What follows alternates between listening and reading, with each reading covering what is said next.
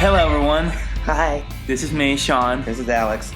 and we are back with obviously another episode because otherwise you wouldn't be listening. Today, we actually have one of our most exciting ones yet, I think. We sat down at Animal Kingdom the other day, and we were just like listing all of our favorite themed areas from Disney. We realized there's a ton of favorite themed areas from Disney. Yep. So we were like, well, let's make a top 10.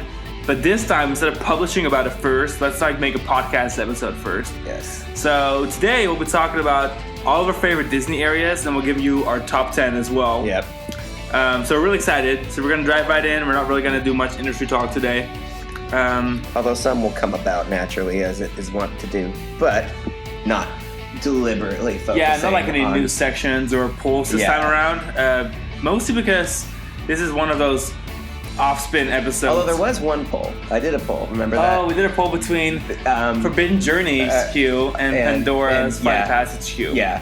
Which and is I was like, which queue is equal. better? And it was like really 50-50. 50-50. Yeah, so it was, and like... It depends on if you want your queue and then you want your pre-shows, or you want them mixed in with your queue. It was like 150 people voted, and it was 50-50. It was surreal.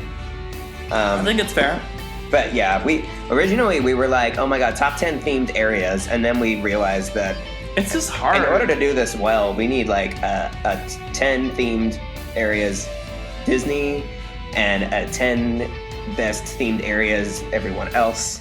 Like, which will come because we got a couple of really awesome eventually. areas around the world that deserve a lot more attention, and we don't want to lump them with Disney because they'll be kind of overshadowed, I guess. Yeah. So today we'll be talking purely about Disney. We're not really a Disney podcast, so it'll be fun to have like a super Disney episode. Yeah, I mean, we're big Disney guys. Obviously, we're theme park guys first. We're nerds for Disney as well. But it's like, I think to love theme parks is to love Disney and vice versa. So, and I think we have an edge of this episode that we don't usually have when it comes to Disney, is that we're going to compare all Disney themed areas in the world, but we've also actually been to all each themed one. areas in the world. There's a couple of these areas that we're going to touch on that have seen changes since the last time we've personally seen them, but we'll take that into consideration as well. And we will be doing an article, like a tried true top 10 countdown, but this is actually the more comprehensive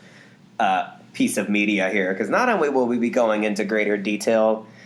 I do want to say that all the areas in our actual top 10 have not seen any lineup changes since our visits. That's true. Yeah, those are the ones we can feel the most. Like, our top 10 will really be based on pure experience. There's nothing new added. We're not really missing anything. We've ridden every ride. Even in honorable mentions, I think we're not really missing anything except for Mediterranean Harbor. Yeah, which I guess we'll start with Mediterranean Harbor. Yeah, that's a good place to start. Yeah, so we're doing some honorable mentions, and we won't talk about that in the article because we don't want the article to be over long. But for this, it's like we want to start with areas that didn't make it into our top 10, but we still want to mention. And when people inevitably ask, like, where is blah, blah, blah area? Why isn't so-and-so in your top 10? We'll be like, well, listen to the podcast. We probably talked about it if it was close, but not quite. And if you want to know why your favorite area wasn't in the top 10 and we're not even talking about it in the podcast, then it's probably because it really isn't that good. Not that great.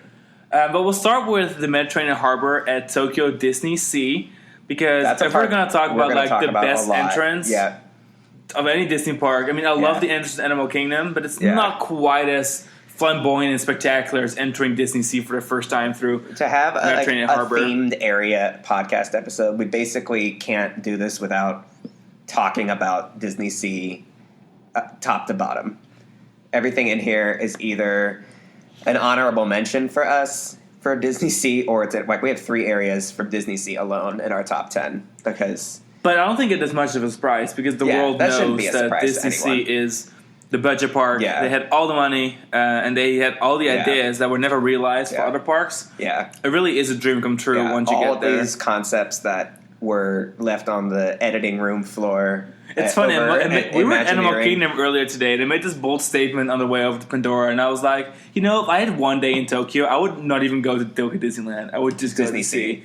And generally speaking, that is the truth, except for we haven't ridden the newest ride at Disneyland yet. Yeah. But that park isn't even ranking. The only reason we would is like the Beauty and the Beast ride coming to Tokyo Disneyland would be like my top priority for our next trip to Tokyo. So we probably I would still, but I don't have the emotional connection to the franchise. I mean, it's not even just that. It's just going to be a really lit ride. Like, it's going to be Rise of the Resistance with teacups. It's just one of those things for like, we're so close to Mysterious Island and stuff. I need to go. Oh, well, yeah. Obviously we basically do both just parks. need to do both parks. Yeah.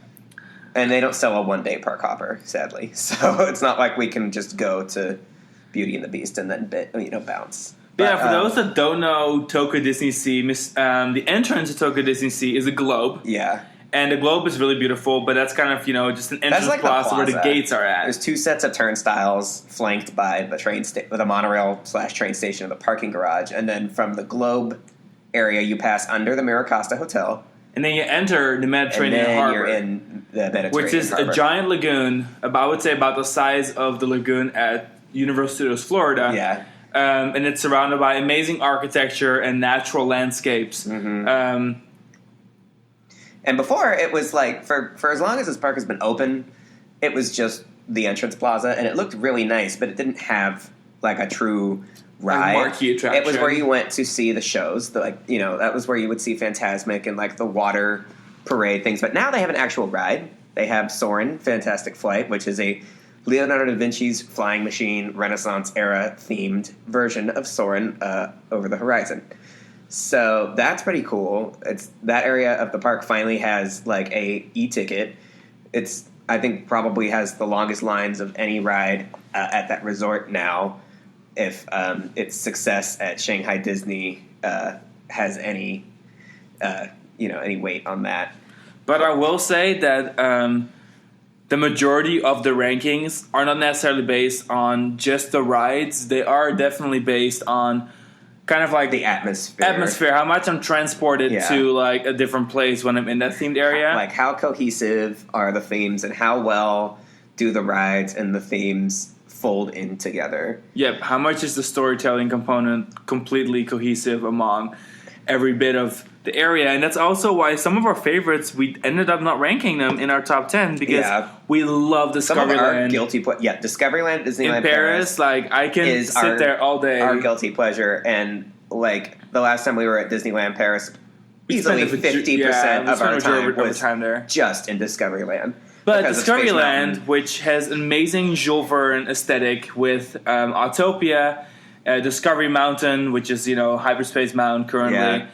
And then just the buildings around, like the whole thing. Yeah, the whole steampunk, Jules Verne, futuristic aesthetic is absolutely amazing. But then there's a bit of a problem where some of the buildings are themed to their respective franchises, including Planet Rescue, or whatever it's called. The Buzz Lightyear Space Ranger. Yeah. Their Buzz Lightyear Blaster ride, which it's not as bad as Star Tours in that same area. And really, the whole area, like, okay, so people got mad when Hyperspace Mountain came because they were like, you're ruining the Jules Verne feel, like Star Wars doesn't belong. And it's like, well, Star Tours has been in Discoveryland since day one. As far Star Tours, Space Mountain came after. So Star Tours was an opening day attraction for Disneyland Paris. It was the only e-ticket in Discoveryland, even though it didn't have, a theme that fit the actual vibe of the area. But they made it work. It was still worth it to have it. So there's kind of this... If anything, Hyperspace Mountain kind of ties the franchises together with the aesthetic, and now it really works. Now there's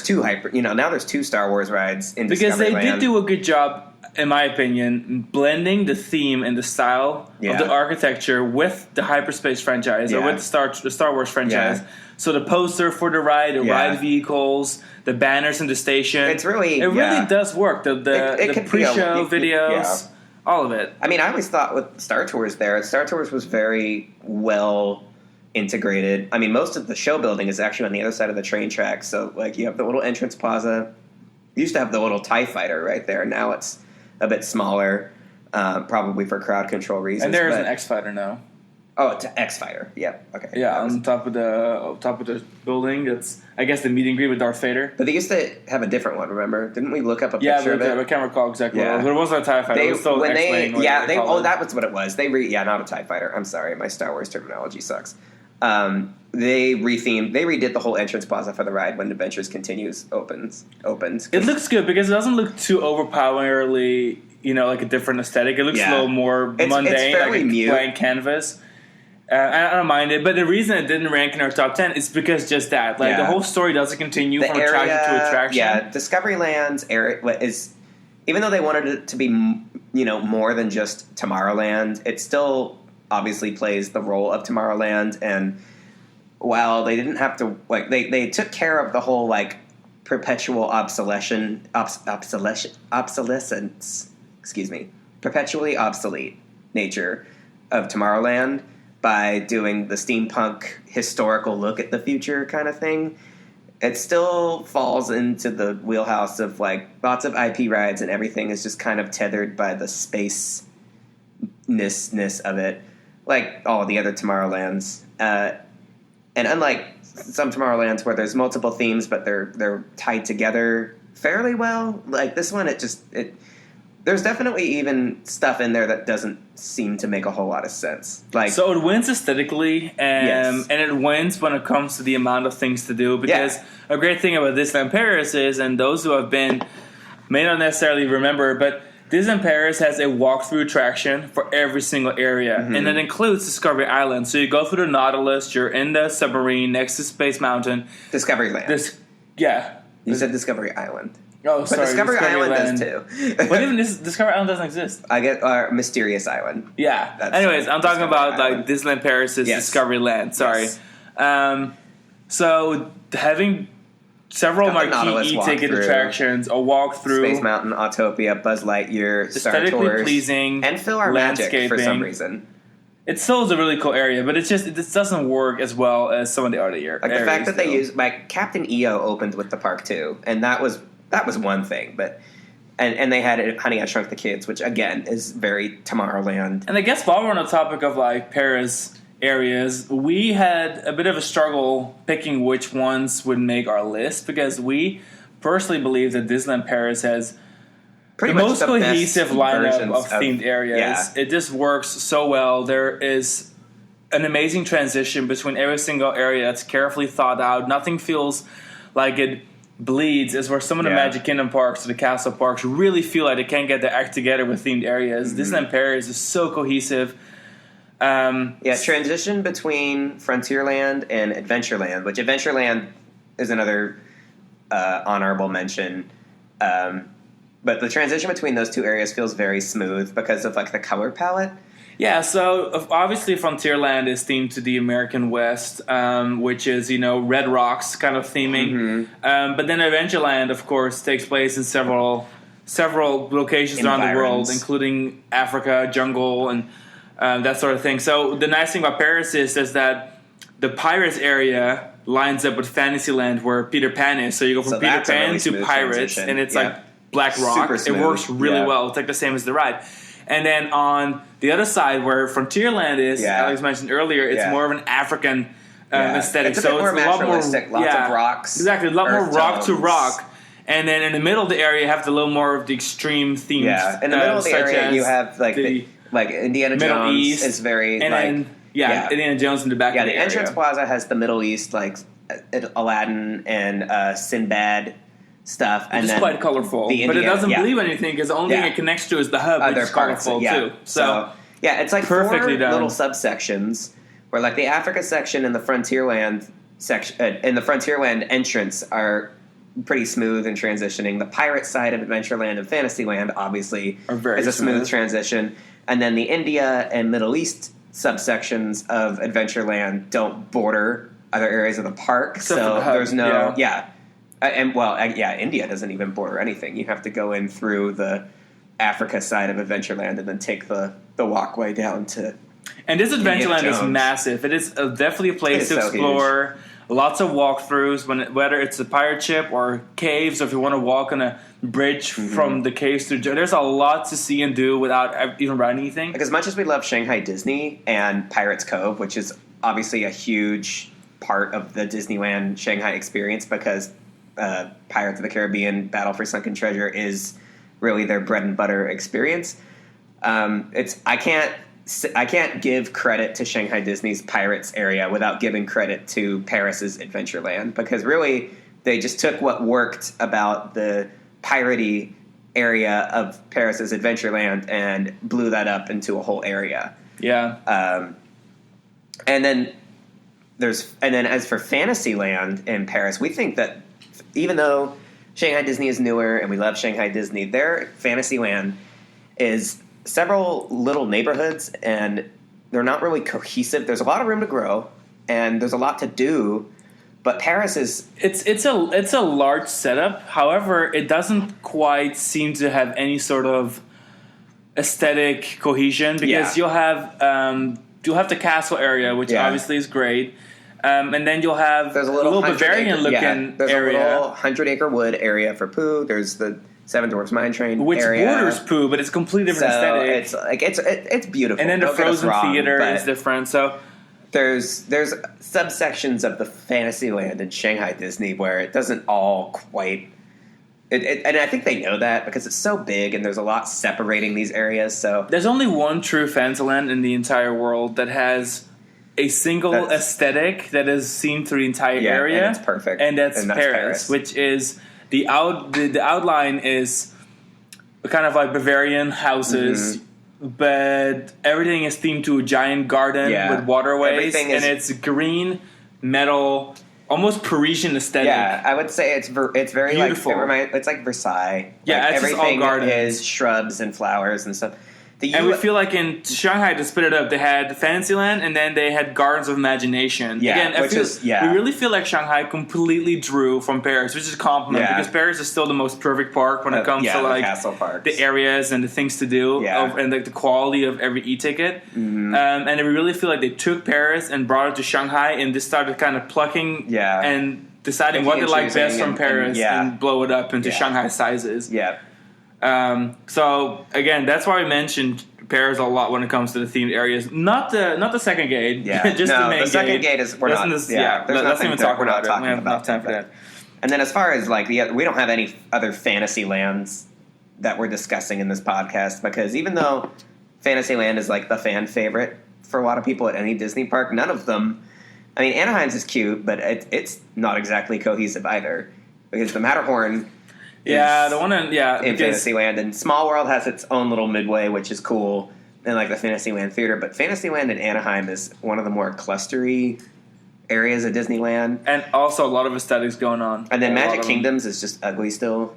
Magic Kingdom in Tokyo still. It's funny. Suffer. We were at Magic Kingdom last week, and we started standing right behind the carousel, and we started counting all the different kinds of castle walls. Because apparently everything is still themed to a castle, but it's all differently colored. And I think at one point we stood there, we counted 8 different castle walls or like paint schemes. Yeah.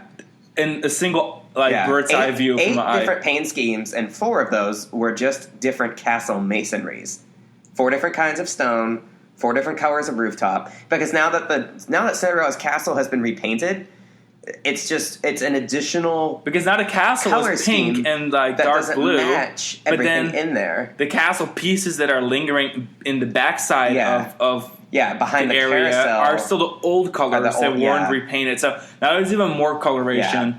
We're not going to talk about that. We don't have time. But Tokyo and Hong Kong and Magic Kingdom still have like the fair. The medieval fair tent style stuff for their Fantasylands, which I was never a huge fan of. I mean, obviously that was what Disneyland used to have. Yeah, and then Shanghai stuck with the buildings, and then Paris is the only one that has an actual garden as a theme. So going to Paris is just such a naturalistic take on it, and then of course it's just chock full of rides. I don't think any other Fantasyland has as many actual rides. I love walking around that Fantasyland. Like, I love their Casey Jr. coaster. Oh, yeah, I forgot that was even there. Yeah, and there's just so... And then the giant walkthrough. So much, and it's just, And then their Small World is completely themed to that theme. So, like, it's even though it's Paris, it's still outside. Their Small World is but they built this, like, really elegant Parisian-looking cover over the entrance and exit of the building with fountains. It is completely beautiful. It is an awesome Fantasyland. Let's see, where are we at? Let's see. So we did all of our Paris ones. Let's talk about the Disney areas that we love that are themed to the Pacific Northwest. There's 2 of them. Okay, yeah. So Grizzly Peak and Grizzly Gulch, which are both... They're themed to, like, Gold Rush era California like mountains. Which, obviously, for California Adventure, that was a huge hallmark of their operation. I'm so glad they closed Condor Flats and made it part of Grizzly Peak. They made it part of Grizzly Peak. Because it's a really cool area. It was a little, Condor Flats and Grizzly Peak being two different areas was a little fragmented, but now that Condor Flats is the Grizzly Peak airfield, and they repainted everything to be like dark, wood tones. And then stuff. you have Grand California and the that Grand California, completely blends everything together. From day one, the part that worked the best about California Adventure was Grizzly Peak and Soarin'. So it's like that area of California Adventure has always been the most perfect until Cars Land was built, obviously. And then we've got Avengers Campus coming, and that's going to be really interesting. But though I'm personally kind of person that 95% of the time chooses naturalistic environments over city environments. Yeah. So I still think Grizzly Peak will be my second favorite there. Yeah. But yeah, and then there's Grizzly Gulch in Hong Kong, which is super cute. It's like a miniature Grizzly Peak, right down to the miniature Grizzly Bear Mountain. It's like a little miniature version of Grizzly River Run's mountain. It's a little more of a Frontierlandish feel to it because it's fitting that void there. Yeah, because where Hong it needs Kong to be the Disney Western does area. not have a Frontierland or a Western land. I guess the whole frontier theme concept can kind of stray into some weird places now as far as like social awareness and political correctness. So I think by the time they were setting up Hong Kong's, we're going to talk about Paris's a little bit, and like, well, the approach they took for Hong Kong was great because they wanted something that was unique. They also wanted something that was naturalistic because they don't really have that much there except for the jungle theme. And then they had to go with something Western that was also fantasy. So they went with choosing bears as the main character, but they're like cartoon bears that are, accidentally derailing a mine train or that are rubbing their ass against the track switch. And so instead of focus being like on the people mining, or like a mine shaft gone wrong, the focus was like more comedic on the bears. Yeah. And so they have this big roller coaster, Big Grizzly Mountain Runaway Mine Cars. There you go. Which is such a great ride. It's more like a flat Everest with a launch. It's Expedition Everest, but flat. The whole area is really the ride. Like, there's really nothing to the area besides for buffalo the popcorn, coaster, really and you can get buffalo flavored popcorn, buffalo sauce, not actual buffalo sauce. Yeah. And they have like Wild West Chippendale meet and greet and stuff. But yeah, it was a smart direction to go. And then Shanghai Disney doesn't have a Western area at all. But though I'm pretty sure it'll be 2.0. The second gate will probably have something that's American Southwest or American You heard it here Northwest. first, but we really think that Cars Land will come to China next because Cars 3 was the highest grossing Disney animated movie prior to Zootopia in China. It's still their highest grossing Pixar film in China. And they don't have a Western area yet. So I really think that the Cars Land copy will be like a perfect e-ticket draw-in attraction for the second gate that eventually will Cars come. Land is too beautiful and too perfect for them to only do it once. There's just no way. They couldn't do Tron only one time. They're going to see Tron at least 3 times. So, like there's no way that they could just do... Nothing good that Disney does happens only once. Like, Galaxy's Edge is a good example. And then another focus we have in this article that we'll publish a little later is cohesion when it comes to storytelling. So there's one area that is original to Disneyland, and we really wanted to focus on this without it being in the article. And New Orleans Square has a couple of attractions that really run together, even though they're kind of like different rides. So Pirates and Haunted Mansion, which are the 2 most beloved Disney rides, like bar none. Like the fandoms behind those 2 attractions are unparalleled in the realms, and so we couldn't really. You almost can't talk about Disney parks and Disney rides without talking about New Orleans Square, because Anaheim's New Orleans Square is where the 2 be-all, end-all Disney dark rides originally are located. And as other parks expanded, I mean, obviously they didn't want to do New Orleans Square in Florida because they felt like it wasn't interesting enough because Florida's so geographically close to the bayou. So I could get that. They did Liberty Square instead.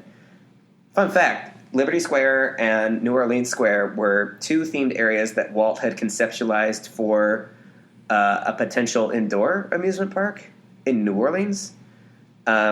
that whole plan fell through in favor of the Florida project, but they, by the time, so by the time they had started with New Orleans Square, I want to say it was the mid-'60s. Pirates of the Caribbean opened in '67, so that's when New Orleans Square, I don't think New Orleans Square had been open very long prior to that, if at all. New Orleans Square was online as part of a Disneyland inclusion because they felt like it really fit that area of the park, and the success of Small World is what led to Pirates of the Caribbean being a boat ride, because Pirates of the Caribbean was part of the concept for the original indoor park, but it was a walkthrough. So with New Orleans Square online, and of course now it's just one of the most beautiful and iconic parts of Disneyland, they decided the other half of the concept, the Liberty Square, would work in Disney World. Apparently they really wanted that for Disney World because they were gearing up for like the bicentennial, which was also the 5th anniversary of Disney World and Magic Kingdom. And it was a really smart environment for Haunted Mansion too. It was a smooth transition. We actually prefer the Haunted Mansion at Magic Kingdom. I think there's some more scenes. It doesn't have as much of the pre-ride section like after the elevator, but it's got that room with the staircases that I can't remember. I think Tokyo's has it, but Anaheim certainly doesn't. But anyway, because the original Pirates and the original Haunted Mansion take place in New Orleans Square, we had to talk about it.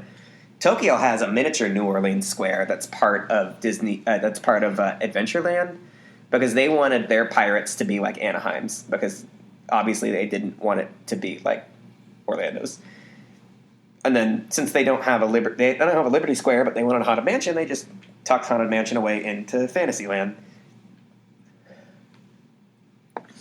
What are you looking at over there? Oh, I'm looking at Disney Sea. We're looking at Disney Sea from Google Earth.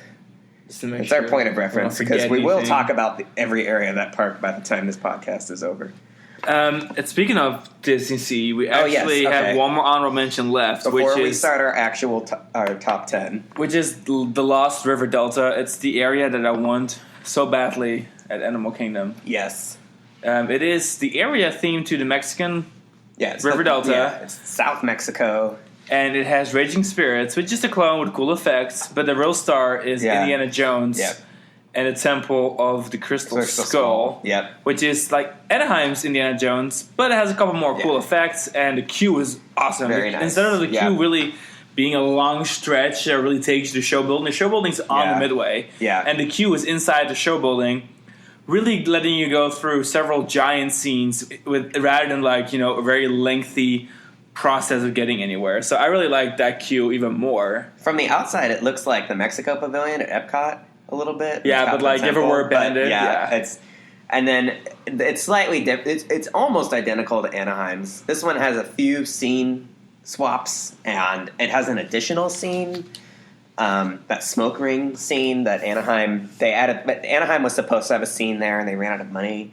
And then but that scene, just like every other concept that got cut in budget cuts, it wound up at Tokyo Disney Sea in full version. So, but the key difference between those rides is that, of course, the one in Tokyo is themed to Mexico, and Anaheim's is themed to India. Which means that the snakes in the regions are different. Yes. So there's an anaconda in Tokyo Disney Sea, and a king cobra here in Anaheim. So fun facts for you guys. Yep. And with that Disney Sea rolling train, we're going to roll right into the first area. On number 10, we have... I almost read this backwards. Okay, so we're at the American waterfront. Bing, bing, bing, bing, bing. Just a few. We walked through Port Discovery. So I usually don't really like when people theme shit to America. Yeah, but this one really worked. Yeah, we're not Liberty Square American Adventure fans. We don't really like the colonial American aesthetic. We're not big on imperialism. But this area is awesome because it is classic New York, Art Deco New York, and Cape Cod and Coney Island. It's actually a really large area. So it's the biggest. I kind of forget that it has a bunch of sub areas, but the main attractions obviously Tower of Terror, which is themed to Mr. Hightower and his Hightower Hotel. He has a big collection of different exotic artifacts that also play into a story from Hong Kong Disneyland. So it has a bigger story that continues on in different parks. Mystic. Yeah. And the theme is cool because it's completely different than the other ones. Even though now they're all kind of different themes. Yeah. Originally, it was the only tower to not be themed to Hollywood. Instead to New York, which is really cool theming. The actual ride program is weak. Sucks. It hurts. And it uses a 3-point seatbelt, which is dumb. However, the weather was shit our entire time there. But on one evening, we rode it. And for some reason, the sunset. And the sunset, and we saw the Tokyo Tower. It was really cool. So cool. But other than that, the ride is just cool because it's a different pre-show, different story. Ride. And what's funny is it's sort of similar to the theme that Guardians of the Galaxy Mission Breakout got, in the sense where Harrison Hightower and the Collector are both traveling the known universe. In Guardians' case, obviously, it's like the whole galaxy, whereas in Tokyo's case, it's, global imperialism. But they're both collecting things and stuff that don't belong to them, and they both get their comeuppance. You know what my favorite part of that ride is? Which one? Of the Tokyo one? What's that? Of all the 4 towers, it's the only one where the entire queue is inside because of monsoons. Yeah. The other ones all have to stand outside for majority of the queue. Which that's kind of cool. Tokyo's has an outdoor overflow. It has an outdoor overflow, but the majority of the lobby is lobby is much larger and it's all switchbacks. And I kind of don't hate that. They can hold over an hour of queue inside the lobby. Yeah, because we definitely walked right into the lobby and still waited over an hour to get on. So that was cool. And then their other e-ticket, really the more popular ride there now, is their Toy Story Mania. We just themed to Coney Island, like a trolley park. It's literally called Toy Story Trolley Park. Yeah, Toy Story Trolley Park. Everything is like big, clear incandescent light bulbs. And this is kind of where I want to draw a comparison to Discoveryland in Paris, because we have a bunch of different franchises now, and we're not even done with the franchises here yet. Yeah. But the difference is that here, the aesthetic of the franchises, or the aesthetic of the buildings, of the area is still all taking cohesive. precedent. Yeah, and so even though Toy Story is part of this American waterfront now, it doesn't dominate the theme. It's not like the Toy Story. It's not lands, like Well, it's like the outside of it. The outside of Toy Story Mania works with being next to a Victorian style architecture version of Tower of Terror. Everything is like turn of the century up until the 1930s architecture inspiration. Once you're inside of Toy Story Mania, it's Andy's bedroom, which of course is all based on the Toy Story lands, but we're talking about these areas bleed. Here. Yeah, exactly. It doesn't bleed, and that's so important. Because you enter the ride and you're transported somewhere else, and so the fact that everything on the midway looks so cohesive, but then once you get on the rides, the rides take over the stories and things that are happening on the rides are kind of take the wheel from there. And Toy Story. I like Toy Story Mania. It's not like our favorite, but really the fact that Toy Story Mania and Tower of Terror in Paris are really neither of our favorite rides, and yet the area is just so astounding. There was no Tokyo. American Waterfront. Yeah. The American Waterfront. The Tokyo version of Tower of Terror is not our fave, and none of the Toy Story Manias are our fave of anything. But that's only half the area, because then you also have the electric railway, which is themed to an old electric railway, literally. Yeah, a trolley car, like an electric tram car. Between the Port Discovery, which is not listed because it's not that great, and the American Waterfront. Yeah. Then you have the actual ship themed to an old cruise liner, an old ocean liner. Titanic. It has Crush in there. It has Turtle Talk with Crush. Yeah, but it's very inconspicuous. So think kind of like Holland America Line, one of the first cross-Atlantic wide, big ocean liners in the port of New York, and then you cross with a bridge, which is an aesthetically very pleasing bridge next to the electric railway to Cape Cod, the little Cape Cod area. There's no rides. Again, also American themed, but this is where Duffy Bear comes from. The most Tokyo Disney thing ever. Was born there. That's his hometown, Tokyo Disney Sea. So really, I want them to build a Rapids ride there, but even if they never do, which they probably never will. I want a Duffy Bear ride. Oh my gosh, you mentioned Duffy Bear Rapids ride? Duffy Bear Rapids. Yeah, I want it to be big Duffy River Rapids. Yeah, I want big teddy bear shaped boats. Could you imagine? Sit on his like belly, on the back of your, Yeah. they always put like fake luggage and like cans on the back side of the seats. And there to be a bunch of plush animals. Oh yeah, backpacks all around. Or like the fans, all the fans in the parks. Oh yeah, totally. There's people who are so obsessed with. We like, took the hardcore like pictures with these people on the American waterfront too. Yeah. We had like a bunch of Donald Ducks. There was like a troop of 12 girls who were Donald Duck girls. There was troops of villains. Different groups of villains walking around. People who have like 50 Donald Duck plushies safety pinned to a backpack, like, and then of course all the Duffy Bear characters and stuff. So yeah, the American waterfront for Disney Sea is just such a massive, enveloping area, and the intellectual properties that call that area home don't compromise the area, and that's going to be a big theme with this list. Is areas that either don't have major intellectual property presence, or it's just one intellectual property, or areas where the intellectual properties are woven in so nicely that it doesn't feel like it's breaking character. Yep, because the area, especially in a list like this, needs to take a precedent. So next up, we have a personal diehard favorite, Home Park one for the win. We spend a lot of time at. And I absolutely love it because it feels like it really transports me somewhere, and that's, I think, the most important part of a themed area. And I really am a sucker for, thematically naturalistic places. So next up is Animal Kingdom's Asia.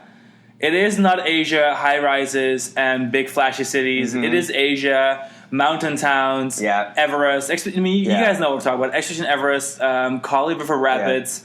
It is temples. It is animal exhibits. Nepal, seamlessly woven in. Bangladesh, India. Water, it's jungle. Just, It is. I feel like I'm no longer in the U.S. when I'm in that area.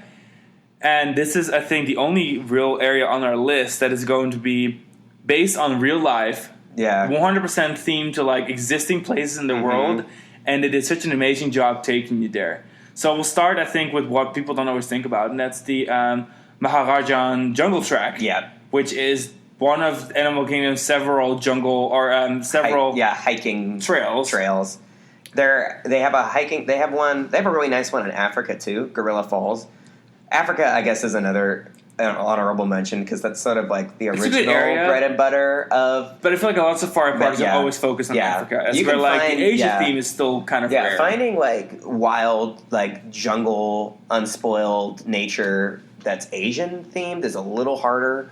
Plus, I mean, we like the Kilimanjaro Safari, but we also really like Kali River Rapids and Expedition Everest. So. And especially because the queues still really take us somewhere. So we'll start with the Jungle Track, which is home to giant bats, a beautiful architecture, aviaries, tigers, water buffalo, lizards, monkeys of some. I don't even know which ones are what. But it's really cool because I really, again, feel like I'm going somewhere and I'm seeing these animals and the exhibits are beautiful and it's old Asian temples kind of being reclaimed by nature, which, it's been a theme on the website lately.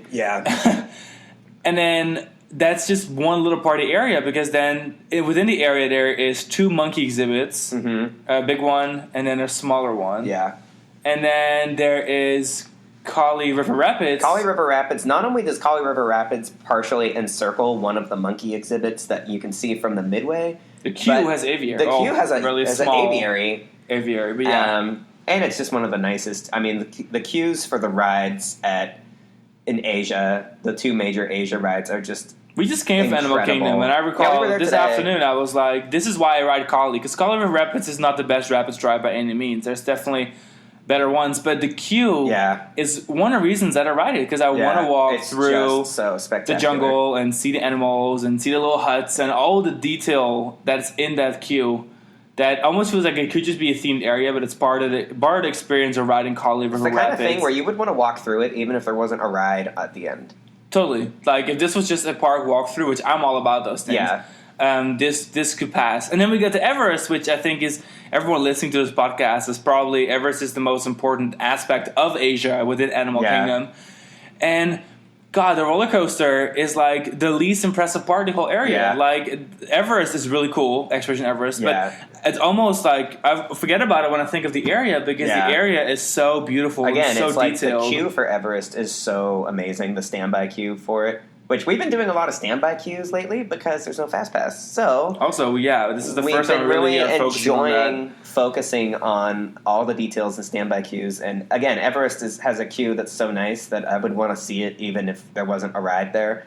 You can't say the same for most rides, and you can't even say the same for a lot of rides at Animal Kingdom because like Dinosaur and Navi. Even Kilimanjaro Safari and Navi don't have the best queues. Kilimanjaro Safari at least has that bird exhibit in the queue, but a lot of that queue feels like you're standing with like the floor-to-ceiling brown walls, and they're trying to obscure the view of the empty vehicles coming in from unload. But so I feel like even within Animal Kingdom, Asia really stands out as being one of the best assets. And to me, there's vantage points. So the majority of the midway that encircles the park doesn't go through the area. So a lot of the area takes place away from the beaten path, which really helps. But there's no bleeding whatsoever. Yeah, like you're in Asia, and you're in Asia only. Mm-hmm. And then even when you come into Dinoland USA, which is one of the worst themed areas, you have to cross over this bridge. And Everest is staying there. Total palate cleanser. All the vantage points are beautiful. When you're on Colorado River Rapids, Everest is your backdrop. So the area is from every vantage point on the attractions, every vantage point where you're walking in the areas, it is a seamless product and it really transports you somewhere. Like I can just hang out there all effing day. And Everest is just such a beautiful. It's one of Disney's. Disney is the king of forced perspective, and Everest is one of the greatest examples of forced perspective anywhere in the world, period. You can stand on the bridge that takes you from Discovery Island. That's what we were thinking of. Discovery Island. Discovery Island. God. There's so many. There's lots of Discoveryland, Discovery Island, and Port Discovery are three totally different looking areas in three different parks. Anyway, you take the bridge from the Tree of Life over to Africa, and that view of Everest, of Mount Everest, is so surreal. It is so superb, and it's far away enough. Like, that it's in the park. You know that that's a roller coaster, but it really fools the mind. It's peak level. Well, the great news is that the parts of the roller coasters that are visible from the midway are actually only visible from within the area. Yeah. So it's a great backdrop for the park because you can see it from almost anywhere. There's nowhere that But the actual roller coaster, you don't see unless you're like looking for it at the platform or like in the station. Yeah. Which is crazy because it's such a massive like the biggest roller coaster on the It's amazing how little of it you see. That's open. Yeah. I almost feel like it should have been higher on the list. I almost feel like, but you know. Now it's number 9. I think I might have moved it a few. Well, it's so hard because the rest of the top 10 is just. This is really hard. But next up we have Galaxy's Edge, which number 8. So putting it at number 8 is probably going to be controversial on both ends of the spectrum. People will say that we didn't give it enough credit, and there will definitely be people who don't think it should be in the top 10 at all. I have lots of feelings about this area, and I'm not ready. Oh, I'm actually really ready to go and tell you about it. The first thing I want to say is that I feel like this area, when they designed it, they were so focused on competing bit by bit against the Wizarding World of Harry Potter that they forgot to put some soul in there. It's like, okay, well, they have butterbeer, we have to have milk green, we have to have green and blue milk. Okay, we got something cool. Oh, they have magic wands. They have magic wands. We have to have Play Disney. Oh, they have Disney app. Certain snacks, the Honeydukes. We have to have colored popcorn. Yeah, I feel like everything is a direct response to anything seen in the Wizarding World of Harry Potter. But by doing so, nothing feels that original. The soul isn't there because, like, sorry, Disney.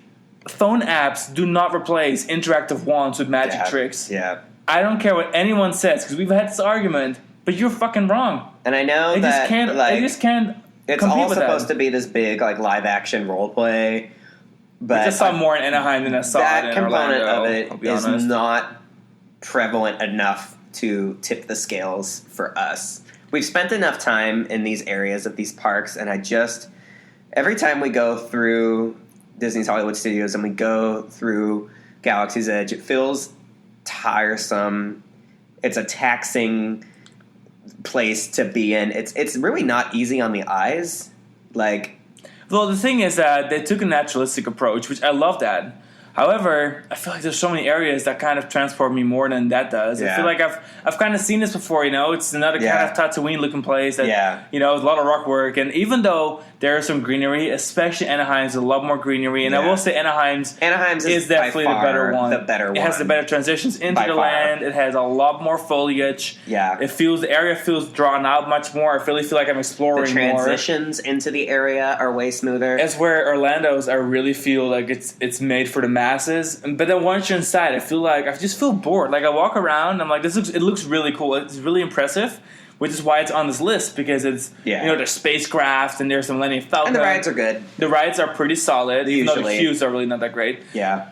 But then I just feel like the reason it's not even higher on the list, even though it was Disney's intent to be the best themed area ever created, it is too much of a response game to what the industry has already been doing. Even though within their own resort, speaking for Walt Disney World, there are better themed areas. Yeah. It's not, people are like, is this the best themed area in the world? Girl, it's not the best themed area in Orlando. It's not the best themed area on Walt property. Disney World, yeah. And it doesn't have the best ride roster of any area in Orlando either. I will say that Rise of Resistance is a phenomenal attraction. I will definitely say it's one of the best things Disney's ever created. When it works. Which is not right now, by the way. Which is right now. They're only running one vehicle per station. One elevator is working. Here's our little topical tangent right now. Cut 90% of the maintenance budget on your newest attraction. Rise of the Resistance is such a shit show right now that it's newsworthy. Like the last couple of days, it has been running so poorly. I didn't even know they designed the ride to be able to run with one elevator. Vehicle. Yeah. And now with social distancing, you can literally have one person in one ride vehicle at half the capacity. They're not even doing the leader follow right now. There's no leader follow car. There's just a single car because one of the elevators it's broken. It's not communicating with the vehicles properly. The vehicles can't lock to the elevator properly. The elevator's actually fine. It's the mechanism, supposedly. This is what I read on the internet. And they can't put it on the internet if it's not true. But apparently, it's the mechanism that locks the vehicle in place before the elevator. That's not communicating with the vehicle properly, so that's down. And that's canceled. I will say that, okay, so let's just go back and assume Rise of Resistance is running as it's meant to be, and there was no maintenance budget slashing because of COVID-19. It is a really phenomenal ride. However, the process of getting a boarding group is a complete effing nightmare, which kind of ruins the area for me because, I just want to be there and be able to do whatever I want to do and not have to deal with a boarding pass and sit my ass around the rest of the park. I wish my mental idea of Galaxy's Edge wasn't so marred and dominated by the stress and the anguish. And then I really like Smuggler's Run. Boarding passes. Like, I don't think Smuggler's Run is bad by any means, but it's not as strong of a supporting act as they made it out to be because you either got one tube of coaxium where you get two, and then you have your personal score. But I feel like sometimes the rendering or like the interaction on the actual screen within the ride, it's really glitchy. Like there's been times where like it's just glitching, and I'm like, God, like this is like a bad video game. On a good day, Disney ride. It's a neat ride.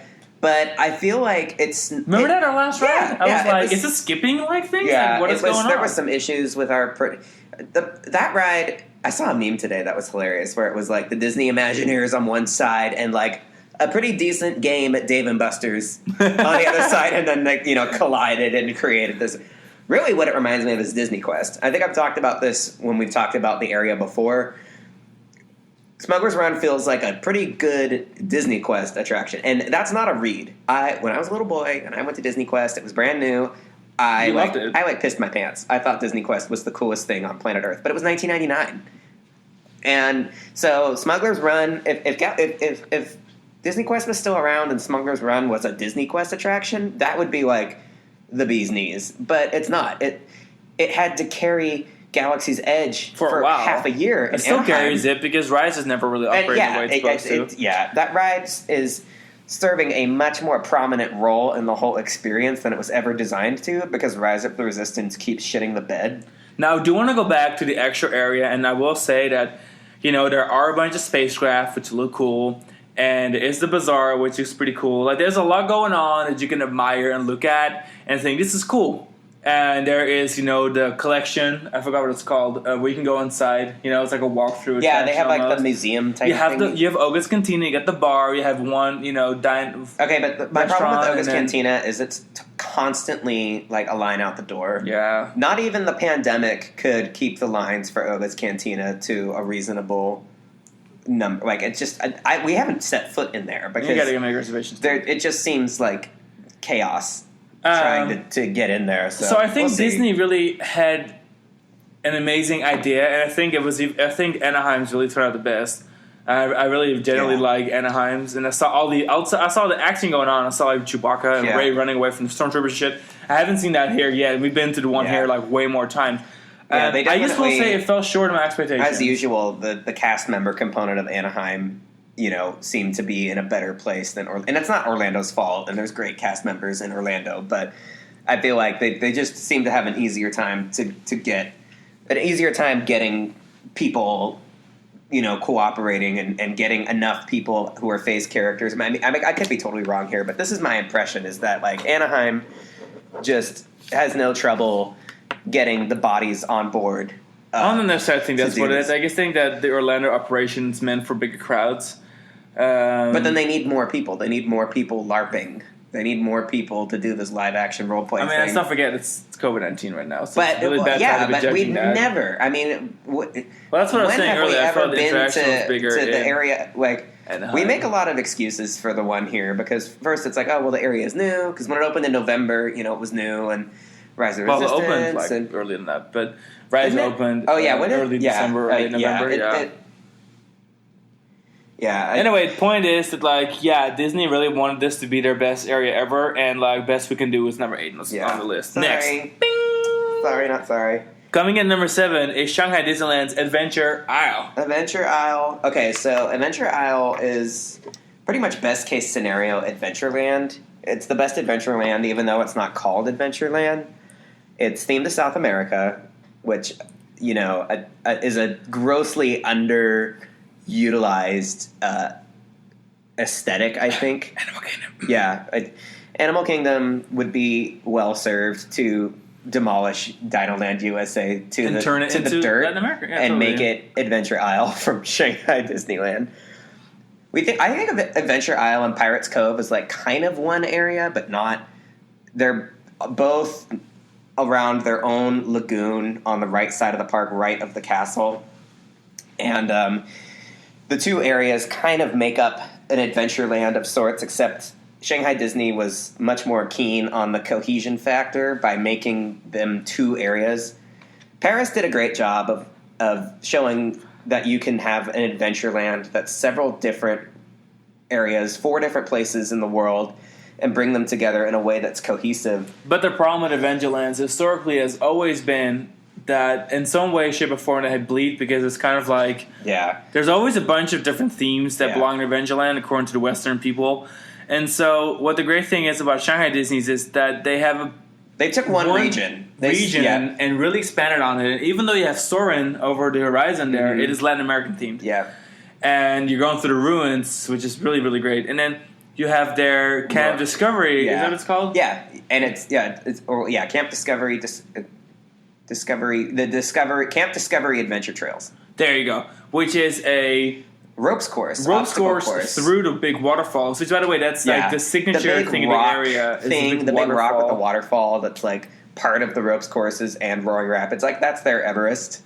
And again, it's another amazing forced perspective moment where you can see it from Fantasyland. Yeah, it's one of those things where parks animate their own skylines for merchandising purposes, and that's one of the 3 major things in the park. Yeah, any merchandise you find that is Shanghai Disney skyline, that's there. It's Adventure Isle, Tron, and the castle. Yeah. It's those. Those are the 3. And then there's Roaring Rapids, which is Disney's longest rapids ride or longest water ride. I think superb, amazing water ride. It's a bigger version of Grizzly River Rapids. However, this is an original theme, which is kind of fun because, Grizzly River Rapids is original too. Yeah. But for Shanghai Disney, which relies a lot on franchise and pre-existing attraction ideas from Disney. Yeah, this was their one. This is their one, I guess Soarin's not really an IP. Soarin' is really a Disney Parks IP. Yeah. But Roaring Rapids was aside from being kind of a similar ride mechanically to Grizzly River, it's one of the more unique things at the park because the theme, the Porak, the big animatronic on the inside of, just super cool. Really cool. Really amazing melding of experiences there. You get a dark ride moment on your non-traditional dark ride vehicle, which is a River Rapids ride in this case. There's only one part of the ride where there's a silent issue inside the show building. Right when you go into the show building, and you can see like the staff and stuff looking at you from the booths. Yeah, and you can see like there's a couple of holes like, in open. the. I don't know why they didn't fix that, but that ride. It's not really a retractor though, or detractor. That ride was really rushed. It opened and then it closed, and it was closed for several months. Yeah. Then it reopened. I think there's still some more stuff that they want to do with it, but I think there was probably more that needed to be done to like that they wanted to make the ride perfect, but they really couldn't. They didn't want it to be closed longer than it had to be. There was an issue with the Korok, and unlike Expedition Everest, they actually fixed this giant indoor signature animatronic monster. So I want to blow a little fun fact into this ride description real quick. The only attraction in all of Shanghai Disneyland from which you can see the Shanghai Financial District skyline is Roaring Rapids. Believe it or not, from the water ride on the lift hill, you have to look towards the park and look over it. Look over past Pirates. The castle. And above Pirates, you will see... And you can see downtown Shanghai. And you'll see, the on three major... On a clear day, you can see... Even on like a snowy day, you can kind of see the outlining of the building. The Pearl Tower, really cool. the Shanghai Tower, and the financial... That's like the only shoes... The bottle cap, the bottle opener building. Yeah, I have it listed Shanghai Financial...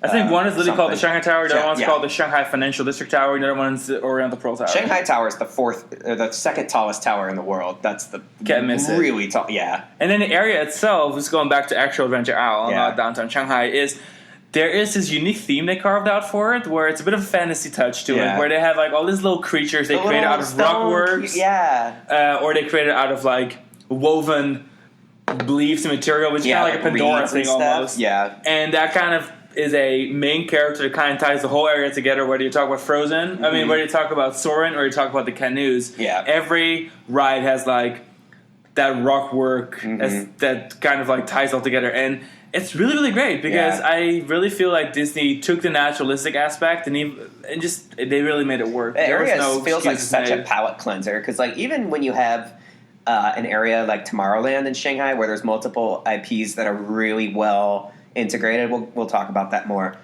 The fact that Adventure Island is virtually without intellectual properties is such a serene feel. That's kind of how we feel about Asia and Animal Kingdom too. I was going to say this is definitely like, again, Shanghai Disney is a composition of a bunch of ideas, different feelings from other parks, and they kind of put it together and made Adventure their Isle theme park. This is their Animal Kingdom section area, of the park. Totally. Ironically, considering that Animal Kingdom doesn't have a South American area, but if you took and there's no animals in this area, but if Animal Kingdom had a South America area, this would be it. That's what it would be. This is the long lost, which is why they need to bring it. Which is why we need it in Animal Kingdom. But yeah, that's just definitely an area that I think people don't talk about enough. Maybe because it's not the marquee IP stuff. Yeah, that they don't have IPs, IPs, so it's not something that's easily marketed by them. But it has it all. It has little shops. It has great restaurants. It has amazing areas. It does have a Tarzan show. It has a Tarzan show. That is their one. Okay, so they have a show that's a Tarzan stunt show. I've never seen right by Soarin', but I hear it's really good. And again, it's like so. Yeah, that intellectual property is so sneakily woven in there that I forgot it existed. Oh, and one more thing. It's that the whole thing is on a lagoon. So, like, it's really an extraordinary kind of experience where it doesn't bleed on any angle, and it's just really beautiful. Yeah. It is a generally beautiful, stunning place to be. It only connects to Pirates Cove, so it's just like it's just a smooth transition in and out of the area. Again, no bleeding, nothing like that. It's going to Adventure Isle, and I guess by extension, Adventureland in Paris, really ruins the Adventurelands elsewhere. I mean, we hate Adventureland in Magic Kingdom. Every time we're Magic Kingdom, we're like, why the hell is there a Polynesian and a Moroccan and a freaking white supremacist treehouse building in the same spot? Like, what's going on? The fact that, like, I feel like Magic Kingdom's Adventureland was okay right up until they put the magic carpets in there, and then it became like... it just became like, the white man's idea of exotic. So they're like, all of these brown cultures, just throw them all together in a pot. It's fine.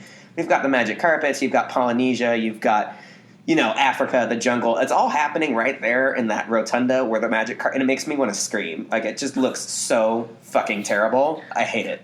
But since this is the top list, let's just go back to like being positive about the I top know. areas. Look, okay, Yeah, we had to talk about it though. Oh, it's true. We cannot talk about because, it this is not because we always talk about it. This is not a personally. bottom 10 worst themed areas, but if it was, I'm pretty This sure. should be number one. No, I think number one would be Thailand, Thailand. USA. Yeah, Okay, number two. But whatever. If it's Walt Disney World, Disney the World good would be in fits. there. It's Yeah. fine. Sorry, Disney World. We love you. Sort of. Okay, next. Shut up. Okay, is Arabian Coast. Personal fave. Oh my god. So first of all, they get the best fucking food at that resort. Yeah. It's the curry at that restaurant. Get curry. And that area has so much to it. It's a giant area. Doesn't bleed because it's only connected by bridges, which is really nice. Yeah, and it looks... its own part Arabian of Coast Sea. is like almost two areas, but so perfectly, seamlessly integrated because you have like the Sinbad side and the Aladdin side. Yep. And it was all designed together, cohesive. You have Sinbad, the ride, of course, which is arguably one of our favorite rides on the face of the earth. Like we literally named our cat. After Shandu. Shandu the tiger, which is Sinbad's animal companion. Like he's our animal companion. Yeah, it's we a long time ago we did an article of like the top 10 most underrated Disney rides, and obviously the Storybook Voyages of Sinbad was like won by a landslide. I think we wrote it 7 times. Oh, more. It was like our favorite ride. There's no line for it. And like it's the so music, good. Alan Menken wrote so the many song animatronics for the music, and it just makes me want to cry. YouTube is like right now. It is the best There's ride some good you didn't know you YouTubes needed. Of Storybook Voyages of Sinbad. It is like a cross between Small World, Pirates of the Caribbean, and Efteling's Fata Morgana. In a happy version. But good. Like, yeah, but all happy. But just, and oh my god, I just can't. It's so good. I love it so much. And then, so you have that. You have Sinbad's Bazaar. We have amazing architecture. Amazing beautiful architecture. Some great food in the bazaar, the Sinbad's Bazaar area, and also Midway games that are like thematically appropriate, and you can win Storybook Voyages of Sinbad and Aladdin themed prizes. And there's curry popcorn. And there's curry popcorn. Curry popcorn is the best popcorn ever invented. Yeah, curry for popcorn. the record. We get curry for lunch, and then we get curry popcorn for dessert, basically. And then we go back for dinner, and we get more curry. And then, okay, so the other major thing, like this wasn't our favorite ride. The area smells like curry. It's a really popular attraction that people love is the Aladdin and the Magic Lamp show, 3D movie. It was cool. Show. It's kind of like Muppet Vision, but way cooler. It's a good, interesting show. But I will say, if it's you very only have one day oriented, there, and we don't don't run speak Japanese. All Japanese, yeah. That's a good one to do if you're caught in the rain. But they of course, do when we were caught in the rain, we just rode Sinbad over and over. They do have 2 more attractions, which is the carousel. Yeah, they have the beautiful. They have a 2-story carousel inside of like a very Agrabah, gold minaret kind of thing. Yeah, I call it like Sultan-ish, but And really, that whole courtyard is just stunning because you have the carousel on the right, Aladdin's magic lamp in the background, and the restaurant with the curry on the left, and it's all just fountains and jasmine and gold and blue and ivory. This is another one of those areas that like the Midway doesn't thread through the area. Yeah. So the Midway goes by the water, which is the Arabian Coast, yeah, which is the name of the area. Yeah. But then once you enter the actual area, you have got the bazaar, and you have the big plaza, and you have the rides. And the outer walkway is smart for like traffic reasons, and you get a nice view of the Little Mermaid area, the outdoor part of it. Little Mermaid area is cute. It's got a nice indoor area that's sort of their kiddie area, but some nice indoor rides, some outdoor rides, some play structures. Really cute area. Smart for, again, very weather conscious because there's so much you can do that's completely indoors, including the amazing Little Mermaid show. But anyways, being in like the guts of Arabian Coast, where you're walking through the bazaar and through the courtyards, like if you make a beeline from Sinbad to Aladdin's Magic Lamp is when you're really in the area, and it's just fabulous. The shops, that area kind of reminds me of what the center of Batu Galaxy's Edge wishes it was. Where it was like definitely feels like this inspiration has been drawn, very like sales, like a real bazaar that feels culturally accurate and conscientious. And they have the magic carpets too. It's Jasmine's magic carpets at Disney Sea at Arabian Coast, and that's the end cap on the opposite side, the Sinbad side of the park, right before you cross the bridge into the Lost River Delta and Raging Spirits. Again, smooth transitions all around. No bleeding. One of our absolute favorite areas. That's another, again, thematic inspiration that is totally underrated, completely. One of those things that hasn't been done very often, but it's so cohesive. And even there's a couple different themes here and there, it blends together seamlessly. Signature food, signature IPs, amazing landscaping. I don't know. It's everything you want. It has that perfect blend. Yeah. It has that perfect blend. That theme, of attractions. the Middle Eastern theme, deserved to have its own area. Up to that point, the closest that we had seen of like a dedicated recreation was the part of Disneyland Paris's Adventureland that was like the entrance plaza with the Aladdin really walkthrough, cool, but not quite which is as beautiful. crazy But that cool was as the they one took in the Tokyo. whole. They took that one part of Disney Paris's Adventureland and made it a whole area like it deserved to be, instead of just being shoehorned into the existing Adventureland like at Magic Kingdom. You ready for the top 5? Okay, top 5. Top 5 is gonna be wild. Top 5 is real wild. Okay, so I'm sad that Arabian Coast got kicked out of the top 5. I've just now realized. but there is also things to say about like these. I mean, come on, this is a top This is 5. Like amazing. you can't, it's hard. Number 5, Tomorrowland. Shanghai. That's me being Tron. That's our guiltiest of guilty pleasures. Actually, we don't feel guilty about it. We love this area. I mean, we've mentioned several times this episode now that the main idea is that you can have different IPs, but as long as the area is cohesive in architecture and in looks, it can steal the show. Perfect example, Tomorrowland Shanghai. The aesthetic is beautiful. Fountains, amazing architecture, winding midways with glass panels, lights. Tron is like the overlord. And it's all beautiful, even though there's still like a Planet Rescue ride there. Yeah, there's IPs all over the place, and but yet you don't see them. It still works. You don't see them unless you're really in the attractions or like looking at the marquee. In fact, Tron barely registers as an intellectual property here. It was of no benefit to the region to theme a ride to Tron because nobody in China knows what Tron is. But it's one of those things where like they built Tron and Pirates because it was cool. So they built it because they wanted to, because they could, because they designed it for Magic Kingdom, and then it got shelved, and then they were like, well, we have this ride design, let's build it. And it was so successful that it put the Magic Kingdom project back online because it was so freaking cool, and it went viral constantly. And another thing we really look at when we look at areas is how to look at night, and which is why in the top 5, it was something we really paid attention to. All the areas in our top 5 are very, very, very cohesive areas, whether that is by IPs blending together, like the story continuing on between rides, or whether it is just one IP. Or just like one IP. Or no IPs. Exactly. And nighttime visuals. And I think the best nighttime area in the world, in my opinion, is still Tomorrowland Shanghai. Yeah. It is spectacular. Yeah. It is so clean. It's so beautiful. Every inch of that soundtrack area is lights.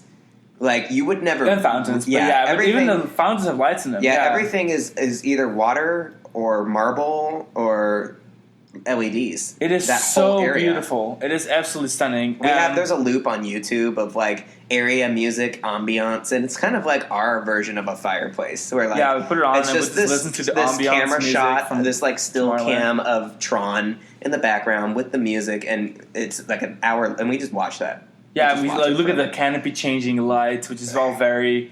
It's based on the music, by the way. Mm-hmm. So the whole area is very cohesive, whether it's during the day or at night. It's beautiful. On both the Tron roller coaster, when the train takes off through the canopy, the lights, of course, sync up with the train and the Daft Punk onboard audio. But those are only the little But lights that's on the inside. You can't see it from the outside. On the outside, we can kind of see the shadows of them lighting up. Well, yeah, you can see the little shapes. But then the outside of the canopy is themed to the ambient area music. So there's really 2 layers of lights. So there's a layer of LEDs, which plays in with the ambiance and the music. And then there is a set of hexagonal... Is it hexagonal? Yeah, hexagonal LED strips. That play with the actual trains coming by. Yeah.